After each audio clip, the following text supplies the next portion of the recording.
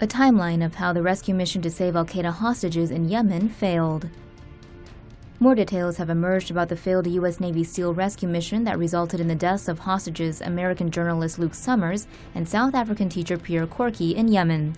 The two were killed by al-Qaeda militants during the U.S. military's second attempt to free Summers. U.S. commandos and a small number of Yemeni counterterrorism soldiers were deployed to a cave in eastern Yemen on November 25th in an attempt to rescue al-Qaeda and the Arabian Peninsula hostages. The troops were met with heavy resistance from al-Qaeda militants.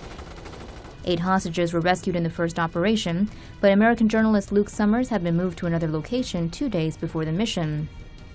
After the raid, the militants released a video threatening to kill Summers on Saturday. U.S. intelligence obtained information about his whereabouts through eavesdropping, spy satellite, and surveillance drones. Summers was being held inside a walled compound in a village in southern Yemen along with South African teacher Pierre Korkie.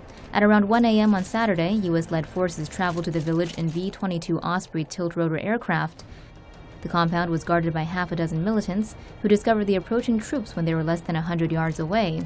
One of the militants reportedly then entered the building where Summers and Korkie were being held and opened fire on the pair. Summers and Korkie were transported on an Osprey to an amphibious assault ship offshore. One of the hostages died during transport, while the other died on the operating table on the ship. South African aid group Gift of the Givers said Korkie was actually set to be released before Christmas after they had negotiated with al-Qaeda through tribal connections. The group said they did not know anything about the raid.